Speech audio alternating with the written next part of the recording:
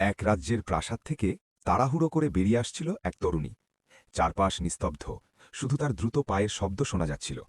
দৌড়াতে গিয়ে সে হঠাৎ থমকে দাঁড়াল। মনে হল সিঁড়ির ধাপগুলো অদ্ভুতভাবে আঠালো। সে বুঝে গেল রাজপুত্র নিশ্চয়ই তাকে থামাতে চেয়েছিল। এমন বুদ্ধি দেখে সে মনে মনে হাসল।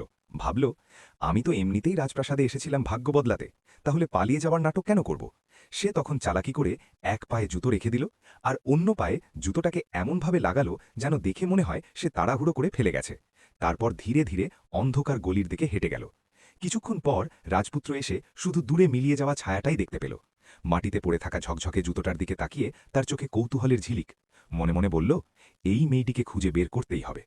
এরপর শুরু হলো শহর জুড়ে খোঁজ। রাজপুত্রের লোকজন একের পর এক বাড়িতে গিয়ে মেয়েদের পায়ে সেই জুতো পরিয়ে দেখছিল। এক বাড়িতে গিয়ে দেখা গেল দুই বোন জুতোটায় পা ঢোকাতে ব্যস্ত, কিন্তু জুতো যেন কারো পায়েই ঠিকমতো মানাচ্ছে না। ঘরের ভেতরে হাসাহাসি, টানাটানি, তাড়াহুড়োর এক অদ্ভুত পরিস্থিতি তৈরি হলো।